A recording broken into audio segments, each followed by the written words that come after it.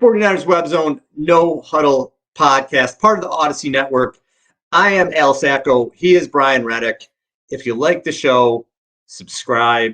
Even if you don't like it, subscribe. If you just think we say a bunch of stupid shit, subscribe and see what stupid shit we're going to say next.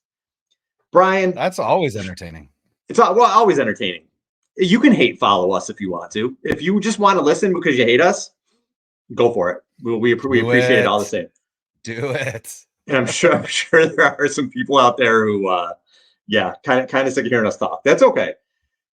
Brian, the 49ers right now, we felt good, real good after last Thursday at 3-0. After this weekend of football, and week 3 is in the books, I feel even better about where this team stands, not only in the landscape of the NFC, but in the NFL. Yeah. You know, we're coming off a Monday night doubleheader, the second one in a row. Weird. Don't know what's going on there, but I believe this is the last one. And there were 2 teams participating in Monday night that a lot of people had pegged for postseason play, and that was the Bengals and the Eagles. The Eagles handled Tampa Bay pretty easily and won their game there. And then the Bengals, who no one expected to be in a must-win situation in week 3 on a Monday night football game against the Rams in a Super Bowl rematch. And they gutted out a win against a scrappy Rams team to get to 1-2 so that they don't start 0-3. But, you know, this was a weekend where I feel like we learned a fair amount about kind of where teams are. You know, it's still week 3. I don't think you can make grandiose statements, but there's only 3 undefeated teams in the NFL left, and it's the 49ers, the Eagles, and the Dolphins at 3-0. So yeah, absolutely. I feel outstanding about where our Niners sit right now. And so I know, you know, you and I are going to kind of go through some of the storylines from Sunday and Monday, I guess, and kind of just look how that relates to the 49ers or whether it's 49ers adjacent. And it's just a fun time to be a 49ers fan. It really, really is. And I think Brock Purdy is starting to gain more and more respect each week that he goes out and he performs the way that he does. He's also earning a lot of hate, which I feel like is oddly a positive, because it just means that, you know, other fan bases are super jelly and they wish they were in our position. You know what made me really appreciate Purdy this weekend, and we won't turn this into a Purdy thing. We may talk about Purdy a little more later, but this is just something I was watching where I was like, his calm and his poise. This is where I appreciate it. The Chargers-Vikings game, where I wish both of those teams could have lost. The Chargers are going for it on 4th and 1 from their own 24, whatever it was, and with a fullback try to run the ball, and oh my God, they're going to lose. But then there's no timeouts left, and Vikings get a completion down to whatever it was. They're inside the 10-yard line. Mm-hmm. Tick, tick, tick, tick, tick. They just had to go down and clock the ball, regroup. I think it was inside the 10. I don't know. It was like in the red zone. Anyway, it was the red clock zone, the ball, regroup, run the play. You got plenty of times, but Cousins is just pointing to his helmet and hitting his helmet. Looked like he's panicking. The clock gets down to 13 seconds, hikes the ball, tries to force pass, interception, game over. Instead of just clocking it, everybody calm down. Let's get our play. Those are the type of things you don't see Brock Purdy do. Brock Purdy is always cool, but Brock Purdy is always calm, and that really made me appreciate him. And, you know, Brian, one of the teams that I keep talking about are the Cowboys. You know, after the first couple of weeks, I thought they looked a lot better to me. I thought the defense was humming. I like the addition of Brandon Cooks. I like Tony Pollard being in a bigger role. And I thought this team was going to be really, really something to deal with, and they still might be. They had three starting offensive linemen, maybe 4 out this weekend. I know the offensive line was decimated. Obviously, Trayvon Diggs, there was a loss for the season with an ACL, and the guy had 18 interceptions since he came in the league. That's a huge loss for them. That's wild. Still thought they'd be able to handle what's become a pesky Cardinals team, but they come in, they're 12-point favorites, 12.5-point favorites, and lose that game. And I was kind of like, wow, okay. And it kind of got me thinking, as much as they have the injuries and everything else, they're still the Cowboys, and they still have games like that where they just kind of shit the bed. So that was the first thing to me where I kind of thought to myself, okay, No, it's only week 3. A lot can happen, but that was a team that I thought was going to win by 30 points this weekend, and they just came out, and it was an awful loss for them. Yeah, and I think the big story coming out of that is what the Cardinals offense, led by Josh Dobbs and James Conner, was able to do against what people kept claiming was the best defense in the league. And, obviously as 49er fans, we're going to take umbrage with that because we're pretty fond of our defense, over here in Santa Clara. But they gave up over 200 yards on the ground. And last time I checked, the only guy out was Trayvon Diggs. And I mean, correct me if I'm wrong, but I don't think Trayvon Diggs was going to shore up a leaky run defense on Sunday, even if he was playing.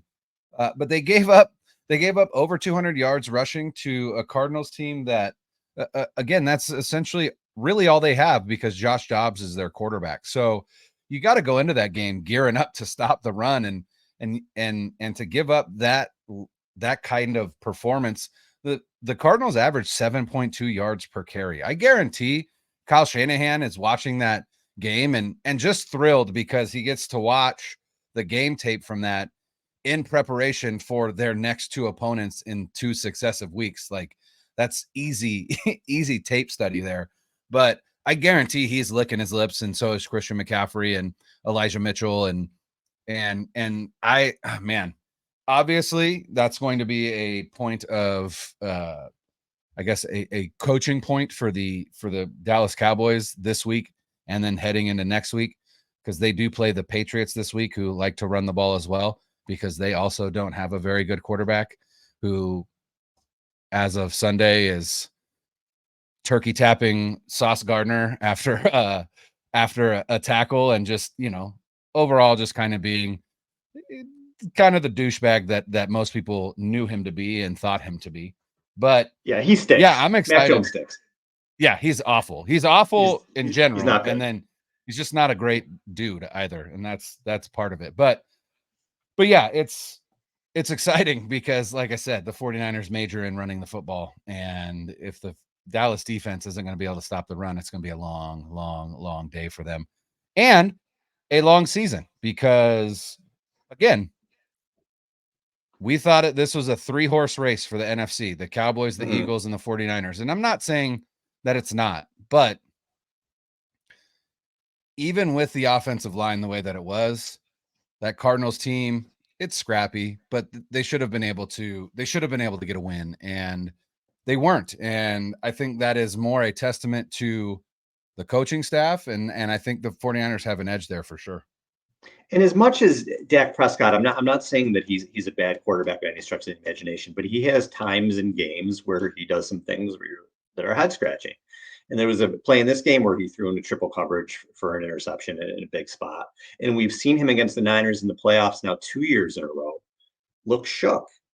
The 49ers have made him look shook, and he played a phenomenal playoff game the week previously last year against the Bucs. Yeah. And then he comes in against the Niners and he's shaky as the year he was before. So I really love the front 7 there. Again, I was surprised with what happened, but until I can see the Cowboys go into the playoffs and play a really good defense and Dak step up and play a good game, as much as I was afraid of them early in the year, now I watched that game and I'm kind of like, all right, this is the Cowboys team that we've seen. Yeah. Maybe not much has changed. Maybe I'm giving them too much credit. So that's where I am right now, is that I think I'm possibly giving them too much credit. I think maybe I've given the Eagles not enough credit. I would say it's still the Eagles, I think. Say that again? It's still the Eagles. It is. It is. And they still look like they're finding their way to me offensively, but it's still pretty damn good. And when they do get there offensively, and they will, they're going to be a lot to deal with. Again, DeAndre Swift looks amazing in that offense. He looks fast. He's just running off, pulling off big runs. Gainwell's doing a good job. You know what A.J. Brown does. You know what Devontae Smith does. And Jalen Hurts is a force. And they did a good job replenishing that defense. Jalen Carter looks like he's going to be a stud in the middle there. So they're going to be the team to probably beat again. And I know that they have a tough schedule in the middle of the year, but I was looking at who they had coming up. And, with the Niners, we're talking about, we want the bye. That's a huge thing with the Niners. You want them to have home field. You want the NFC Championship game to be home for them. And right now, the Eagles are 3-0. They play the Commanders. They're at the Rams. They're at the Jets. They have to play the Dolphins, and then they're at the Commanders again. I'm excited for That's that Dolphins 7-1 game. probably at worst going into that tough stretch that they have. And that stretch is going to be the Cowboys, Chiefs, Bills, 49ers, Cowboys, Seahawks. So that's really tough. That's going to decide where they are in terms of the playoff picture. They'll make the playoffs either way, but that'll decide where they are. But they can go the first half of the season, they can end up 7-1. And the Niners can be right there with them. Niners can be 7-1, 8-0 as well. So those could be the two teams this year that we're really watching, like we were again last year. And we'll see if Dallas can rebound from this and play the way they did in the first couple of weeks. Yeah, and obviously, you can't discount the fact that the Dallas offense was out of sync largely because they were missing 3/5 of their offensive line. It's going to be tough to have any level of continuity in that regard. So, there is that. Not that I'm here to make excuses for the Cowboys because, hey, I will revel in any Cowboys loss that I can find. But, you also have to step back and our job is to kind of analyze everything with red and gold glasses, if you will, right? Like, how does this affect the 49ers? And, a loss to a team that you should have beat is absolutely a big deal when it comes to exactly what you talked about, which is playoff seeding, right? If the 49ers end up with one more win than the Cowboys, then you can point to that Cardinals loss in week 3 and go, there you go, right there, right? Like, the Cowboys could have had home field, but they lost to Arizona in week 3. So, it's still week 3, but those things can come back to haunt, just like for the 49ers, their week 1 loss to the Bears last year, and then their week 3 loss to the Broncos as well. You could point to and go, if they win both of those games, hey, they're hosting the NFC Championship game instead of going to Philadelphia. So yeah, these all early of these season games losses matter. Yeah, can come back to bite you for sure. And the rest of the NFC, Brian, I just have a hard time seeing anyone else that could be a threat. The Commanders were 2-1, a very fake 2-0 coming this week, a very fake 2-0. Yeah. And then they play the Bills and get absolutely throttled. Sam Howell looks horrible. Demolished. He throws 4 interceptions. Yeah. They could maybe get to 8 or 9 wins, but again, not anybody you're worried about. The Giants are in a lot of trouble. If they can't beat Seattle this week, they have 2 more tough games after that. They can end up 1-5. I have a very hard time seeing them make the playoffs. The Lions are a team, if they're healthy at the end, that can surprise some people. They've won a lot of games going back to last season. Jared Goff is playing well. There's a lot of talent on offense. Ben Johnson's a terrific coordinator. You got Aiden Hutchinson on that defense. They can be a team that can surprise some people. I'm not buying Green Bay. Green Bay couldn't beat the 49ers with Aaron Rodgers. I'm not worried about that.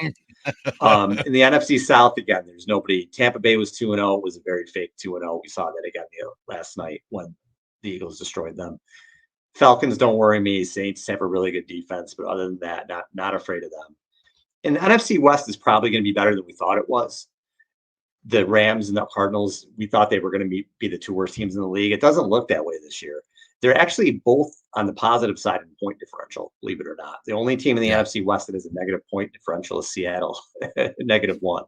But Seattle's 2-1, and they look like they're going to have explosive offense again. And they'll be there in the playoff hunt. They'll be around 9-10 wins again this season.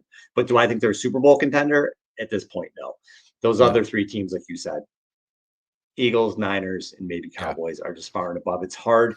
A lot can happen with injuries, but it's hard for me to see at this point that the Niners have anybody else to worry about in the NFC. Yeah, I don't think with any level of, I would say, intellectual I lost the term, but anyway, you cannot really argue for any other team in the NFC other than the 49ers, the Cowboys, and the Eagles, mainly because there's just not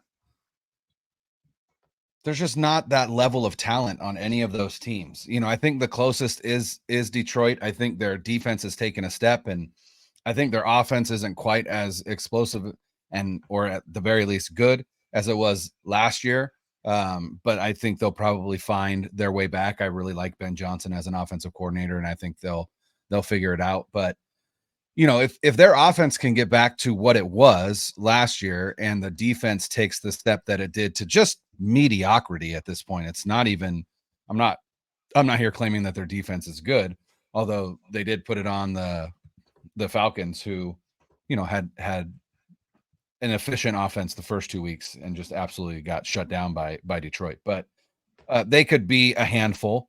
You're not buying the Packers. I'm not necessarily buying them, but I think they are better than maybe we thought. And I think Jordan Love is proving himself quite nicely through these first 3 weeks. That was a big time comeback to score 18 points in the fourth quarter, even though they had been shut out in the first 3.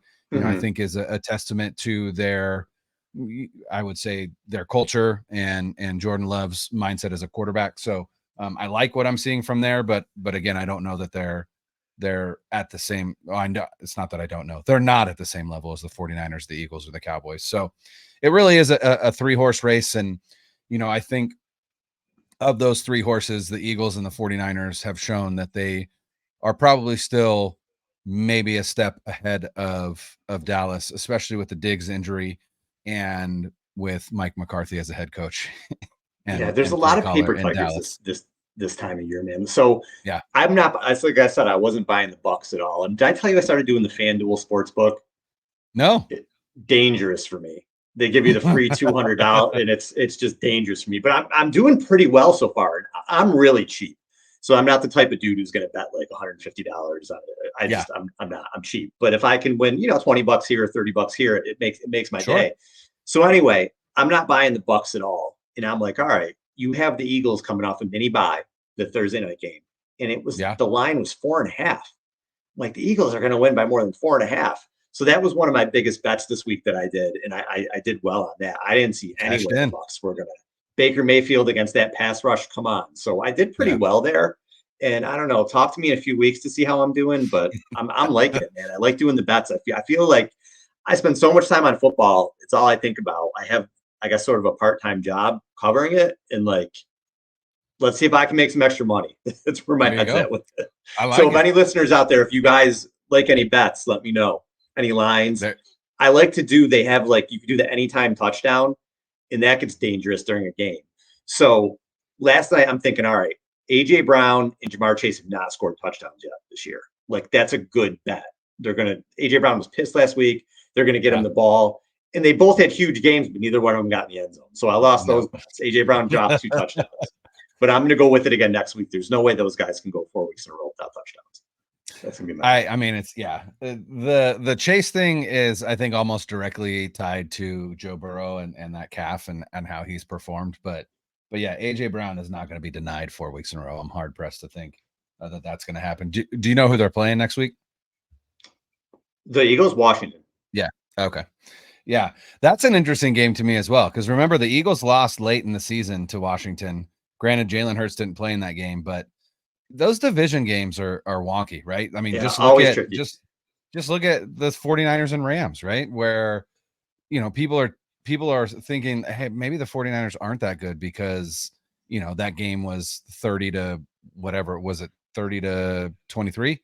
Yeah, that's right, because it was 7.5, and Sean McVay kicked that last second field goal to make it 7 instead of 10. But you look at the Rams and how they played against the Bengals, and you're like, maybe they aren't that good, right? But those division games, they're wonky because you don't know anybody better than your division opponent. So I'll be interested to see how that game goes. If they just absolutely wax the Commanders, then again, that just says more to me about that team and how good they are and what kind of a threat they are. But I think the biggest storyline coming out of the NFL in week 3 really is the Taylor Swift. No, I'm just kidding. Although I'm kind of not kidding. That is a huge storyline, but we will never talk about. Yeah. But my wife is a massive Swiftie, so it's like it's a crossover. I like me some T Swift for sure. I do too. I do as well. Yeah, her most recent album is fantastic. It's great to listen to at night. It's like nighttime listening. But anyway, biggest storyline, football related, is the Miami Dolphins and my guy Mike McDaniel hanging 70 on his hometown Denver Broncos, former ball boy Mike McDaniel, former coach Vic Fangio. Absolute revenge game. against the Broncos. Didn't even give Mike McDaniel an interview 2 off seasons ago, mainly because they knew they were going to get Nathaniel Hackett because they were just hoping that they could get Aaron Rodgers, and that didn't work out. But yeah, total revenge game, 726 yards of offense, 70 points, which is the second most in a regular season game in NFL history. They could have tied the record. The record was 73. They absolutely could have. And they didn't. And I was like, that's a classy move, because, it was 56-13 and they were just running the ball, and they still were just breaking off massive runs for touchdowns. So I don't think McDaniel was running up the score. There was something that came out yesterday that some, anonymous owners garbage. Were like, that's disrespectful. And I'm like, no, it's not. He did not run up the score. If he was running up the score, he'd kick the field goal. So let's put that story to bed now. But Raheem Mostert had 3 touchdowns. River Craycraft, another former Niners on that team. It's just, I love watching that team play. That team, now, I know that they played each other last year, and that was the origin story for Brock Purdy. And I was at that game, and I was terrified. And they, first play of the game on offense, they score a touchdown, and you're like, oh, this is going to be a long day. And, the 49ers defense was able to figure it out. But this offense looks even better this year than it did last year. Tua looks incredible. Their run game looks incredible. They've got Mostert, who runs a 4.3. They've got Devin. Now, I also read, they said Devin A. Chain all game. That's how I knew it. But apparently he said it's Devin a Chan. So not sure which. I'm going to go with what he says, a Chan, but also runs a 4.3. And then you've got just Tyreek Hill. Jalen Waddle didn't even play in the game, and they put up 70. So over 700 yards. Just wild what Mike McDaniel's doing down there. And, he's got Vic Fangio, so he doesn't have to worry about the other side of the ball. I think this is, I think this is a formidable juggernaut so far through week 3, and could be the class of the AFC this year. And a Dolphins 49ers Super Bowl, Shanahan versus McDaniel. Oh man, the storylines just write themselves. I mean, Raheem Mostert has 7 total touchdowns this season already in 3 games. Yeah, he's been phenomenal. And I love Mostert. I'm glad to see it. But I find myself on Sundays paying attention to the Kyle Shanahan coaching tree now, because it's a thing. It's definitely a thing. You talk about Mike McDaniel and what he's doing. He looks like a football genius, what he's doing with that offense. Yeah, he does. And McDaniel's great. His personality is great. He's great for the league. I'm really rooting for the Dolphins. As much as I'm a Bills guy, I'm still rooting for the Dolphins a little bit. And then D'Amico Ryans gets his first win, and it looks like he's got a quarterback. CJ Stroud looks really good right now. Yeah, he does. They go out there and wax Jacksonville. Stroud looks poised. He's making big time throws out there. He could end up being the best out of these 3, because Bryce Young looks lost. And he was hurt obviously this past week, but he looked like a deer in the headlights his first couple of weeks. And Richardson, we don't know, he's been out, but Stroud definitely looks really, really good. And then Robert Saleh, who again you're pulling for, but just you sign on with the Jets, you're going to be snake bitten because they're cursed. And I think he's being a little bit too headstrong with Zach Wilson. The team there's going to be a mutiny. Yeah, the team's had it. He's got, I don't know. They signed Trevor Siemian. I don't know what that's going to do. So they signed their savior. They signed their savior. He's probably going to play sooner than later, but they have to do something, because that team is going to implode, and it could end up costing him his job, unfortunately.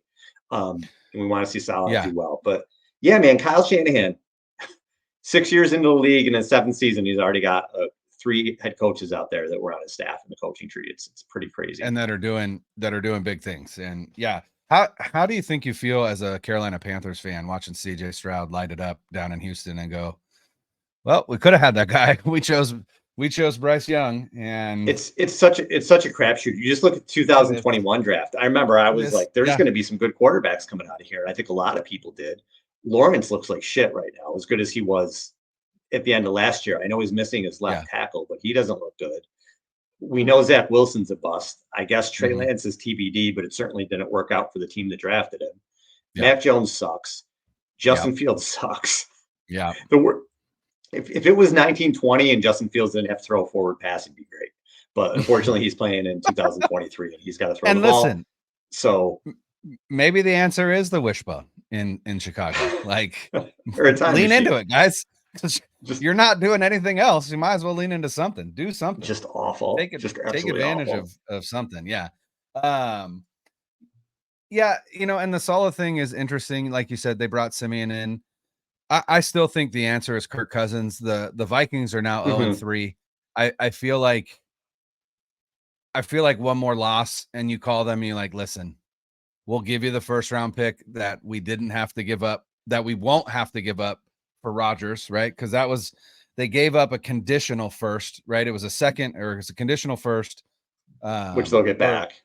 That they'll get back because Rodgers isn't going to meet the stipulation. So we'll give you that. Give us Kirk Cousins. And if I'm Minnesota, why not? Your Cousins isn't going to be there next season. You've got 4 losses already. The likelihood that you make the playoffs is pretty low. You might as well get an extra first round pick, and you never know. Maybe that could be something that ends up being a way for you to get up and draft a new quarterback, right? Caleb Williams, Drake May. There's some solid talent coming out. There's also a lot of teams that I think have firepower to do that. The Bears are going to have 2 first round picks, their own, and the Panthers, which could end up being better than what I thought, which was the Cardinals, who also have 2, which is their own, and the Texans. Both the Cardinals and the Texans look better, at least through 3 weeks, than any of us thought that they would. So, it could be that gets you, again, up to 1 or 2 to try and draft a Caleb Williams or a Drake May. So if I'm the Vikings, I absolutely listen, especially if the Jets are offering a first. But speaking of trades, this is another thing that I wanted to bring up and just talk about a little bit. And it goes back to that Dolphins game where the Broncos just absolutely got embarrassed. I don't understand how they didn't just lock Vance Joseph between the doors to the hotel room, Rookie of the Year style, like Daniel Stern when he gets caught in there in Rookie of the Year. I don't know why they didn't do that and just leave him in Miami, because how do you continue to employ that guy after the first 3 weeks of this season? I don't understand. But if they continue to just implode the way that they are, a fellow 49ers Twitter denizen tweeted out on Sunday that this week we're starting the Pat Surtain agenda on 49ers Twitter, and I'm here for it. I think if they can, if Pat Surtain becomes available, I think the 49ers absolutely need to make that move happen. Because here's the thing, Pat Surtain still has 2 more years on his rookie deal and then a 5th-year option. Mooney Ward only has this season left, and I think an option for next season. So if you can bring in Pat Surtain for this season, and now you have Surtain and Mooney out on the corners, this defense gets that much better.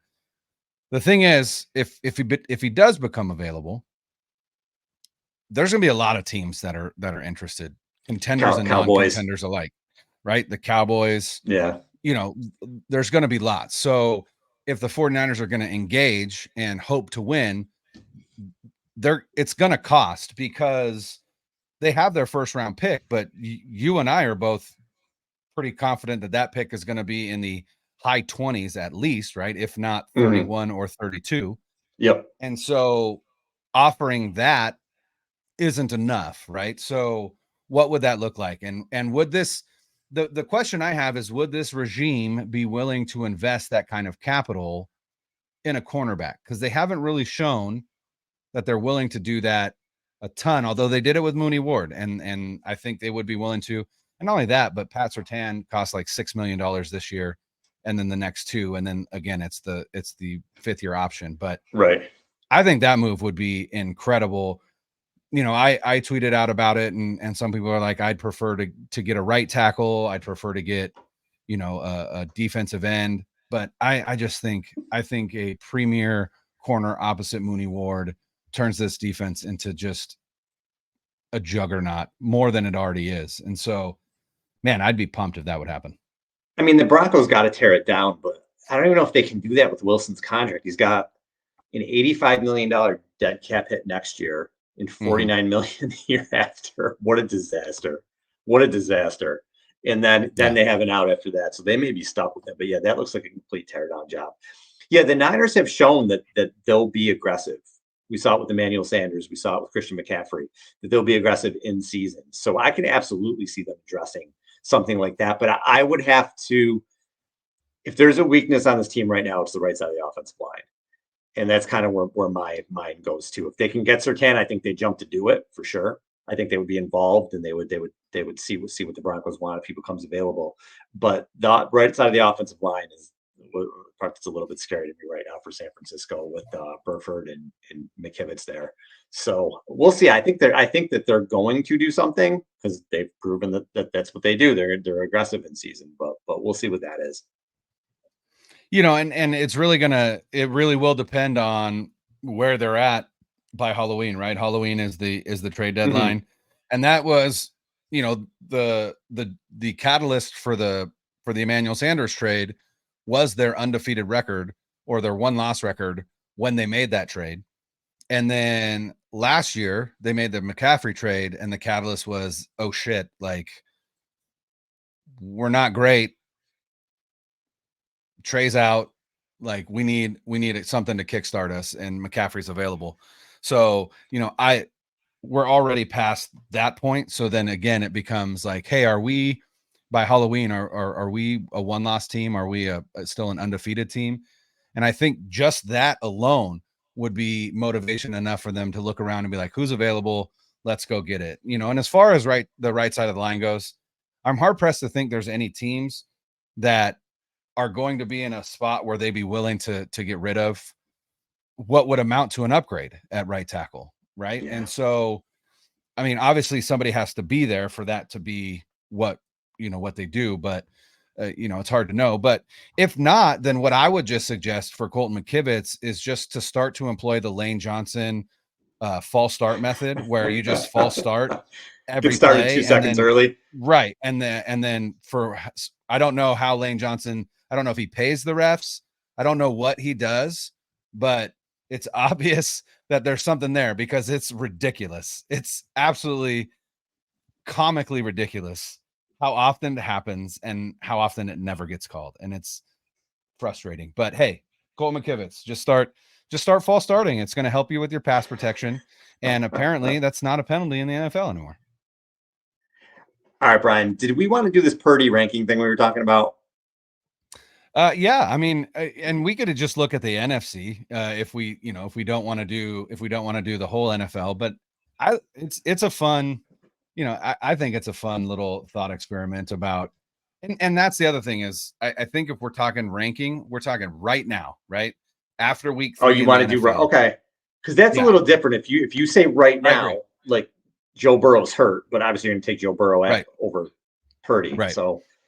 All right, well, let's see where we go. Let's do it, and let's see what happens. So, okay, I'll go through. Let's do the whole NFL. Let's it won't take that long.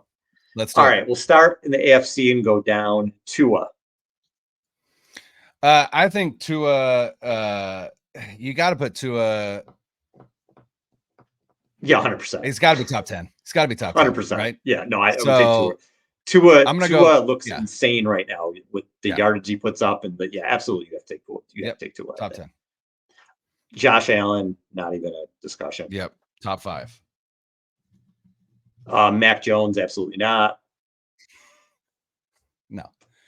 And do we want to say Aaron Rodgers is not currently anything, right? Yeah, you can't even really do Aaron Rodgers because we don't know if he's gonna play again. I mean, it sounds like he is. Obviously, I think he's motivated to, but talking about a 41-year-old quarterback who's coming from a ruptured Achilles. I don't know. Yeah.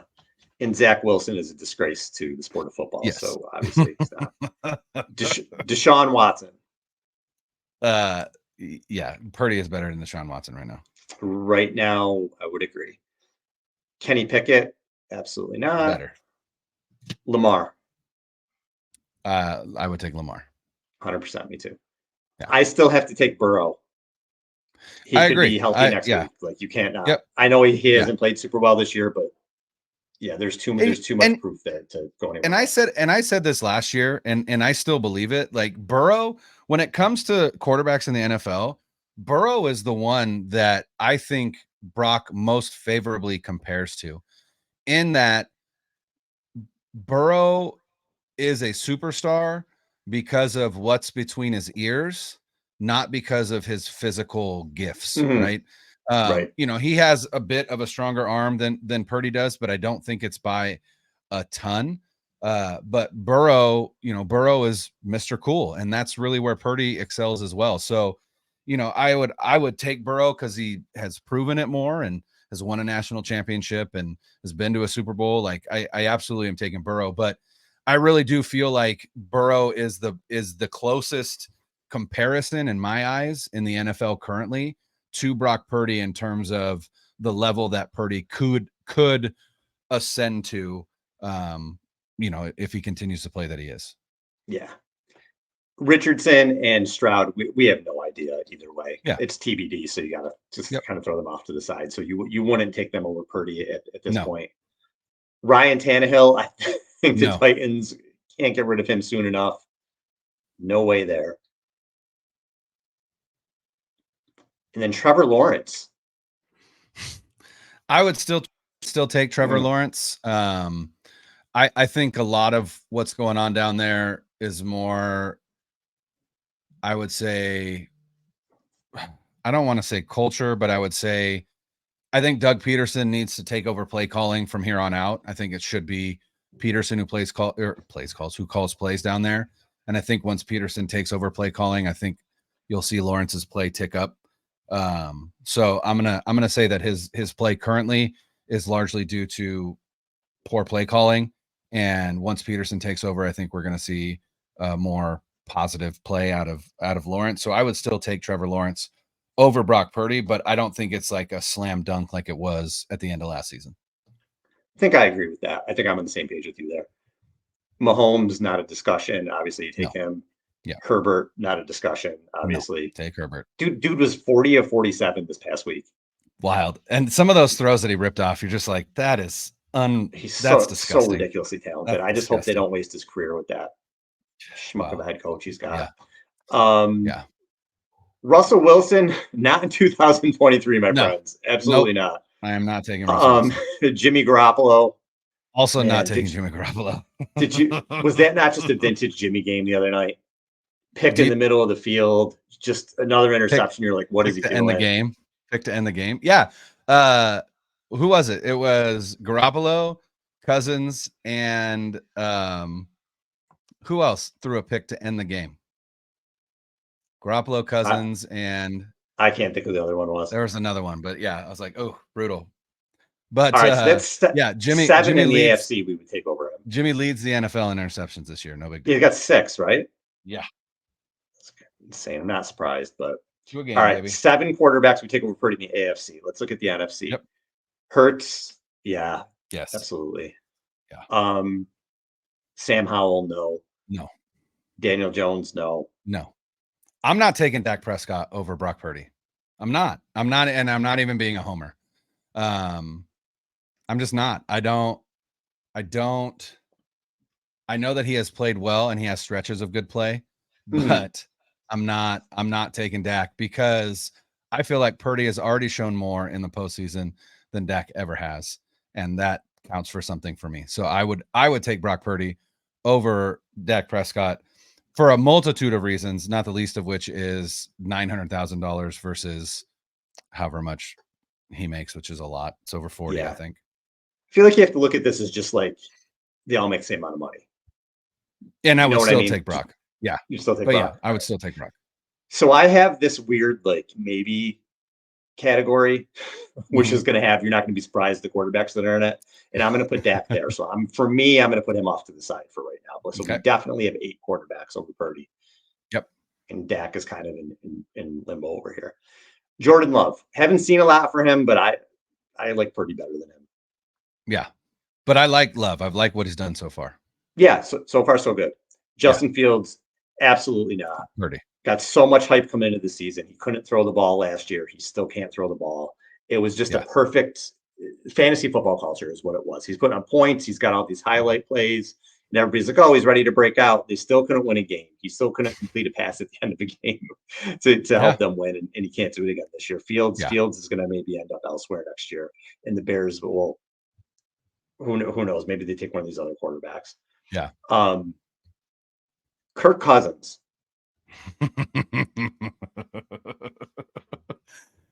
So I feel like I made friends by saying I would take Brock Purdy over Dak Prescott. I think I'm going to lose those same friends by saying right now, I would probably take Cousins over Purdy.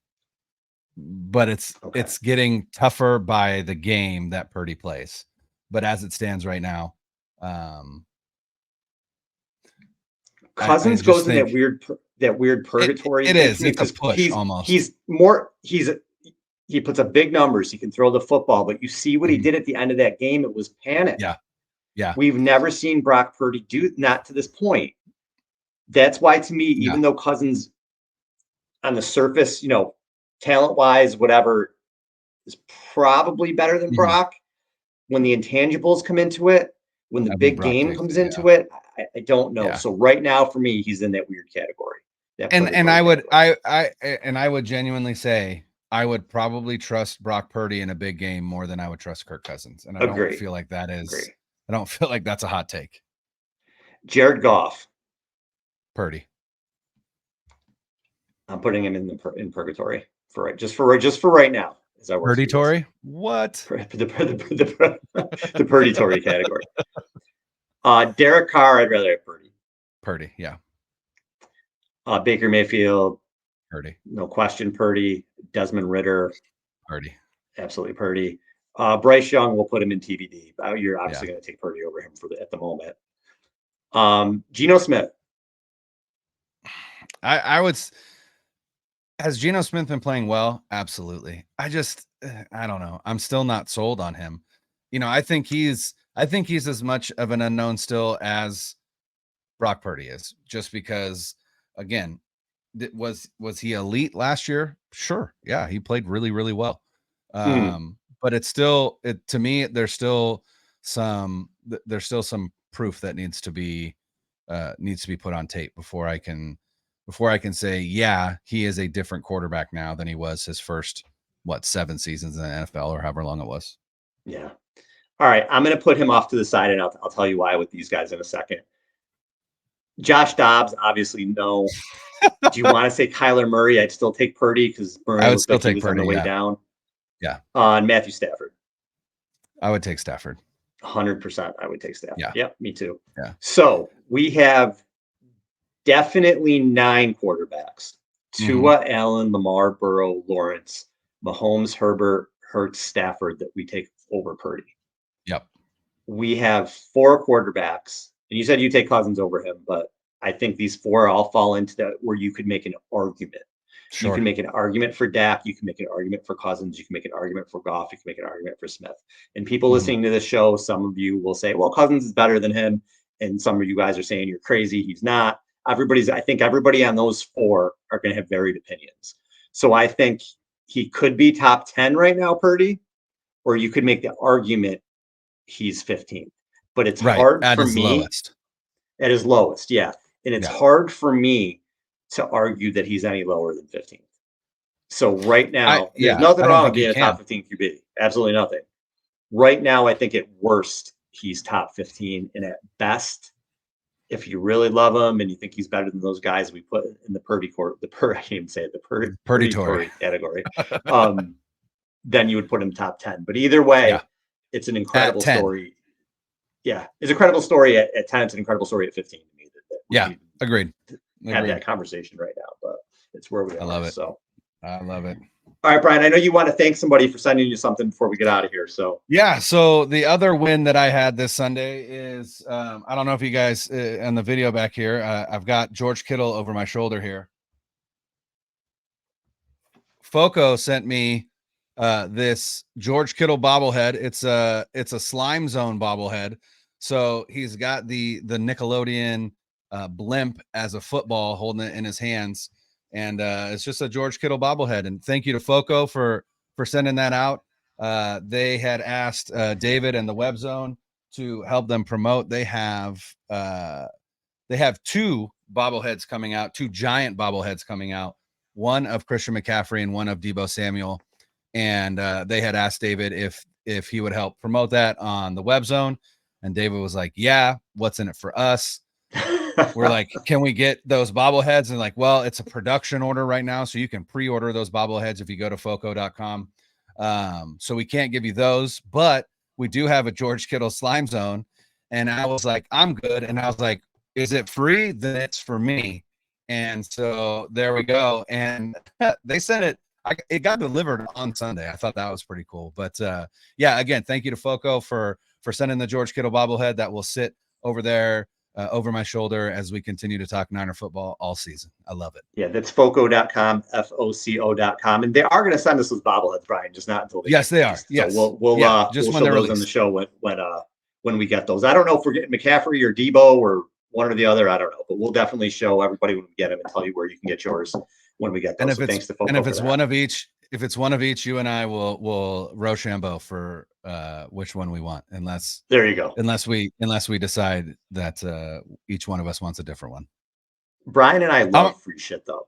Nobody loves free shit more than me and Brian. No, like, free 99 is my favorite price. Free 99. We will advertise anything if you send it to us for free. We don't even care what we're easy. We're so easy. I have just a pile of free shit. I love it. So if you want to advertise something on 49ers Web Zone No Huddle podcast, just send it to me and Brian for free and we'll advertise it. This up and we will advertise the shit out of it. All right, everybody. Thanks for listening. Later.